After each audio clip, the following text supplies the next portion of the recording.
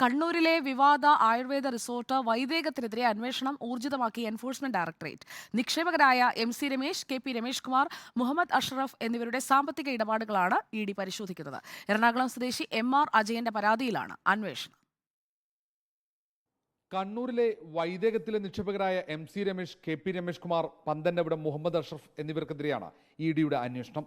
FEMA നിയമം ലംഘിച്ച പണം നിക്ഷേപിച്ചെന്ന പരാതിയിൽ നേരത്തെ ഇവർക്കെതിരെ ED കേസെടുത്തിരുന്നു. ഇതിന് പിന്നാലെയാണ് മൂന്നുപേരുടെയും സാമ്പത്തിക ഇടപാടുകൾ സംബന്ധിച്ച് അന്വേഷണം തുടങ്ങിയത്.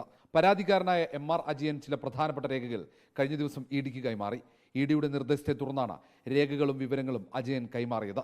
നിക്ഷേപകരുടെ ബാങ്ക് ഇടപാടുമായി ബന്ധപ്പെട്ട രേഖകളും ED ശേഖരിച്ചിട്ടുണ്ട്. ഇത് പരിശോധിച്ചതിന് ശേഷമായിരിക്കും തുടർ നടപടികൾ. ED കൊച്ചി യൂണിറ്റിലെ അസിസ്റ്റന്റ് കമ്മീഷണർ SG കവിത്കറിന്റെ നേതൃത്വത്തിലാണ് അന്വേഷണം. വൈദേകത്തിന്റെ ഇടപാടുകൾ ആദായനികുതി വകുപ്പും അന്വേഷിക്കുന്നുണ്ട്. ജീവനക്കാരുടെ ശമ്പളത്തിൽ നിന്നും പിടിച്ച TDS തുക ആദായനികുതി വകുപ്പിലേക്ക് അടച്ചില്ലെന്ന പരാതിയിലാണ് അന്വേഷണം. ആദായനികുതി വകുപ്പ് ഉദ്യോഗസ്ഥർ വൈദേകത്തിൽ പരിശോധനയും നടത്തിയിരുന്നു.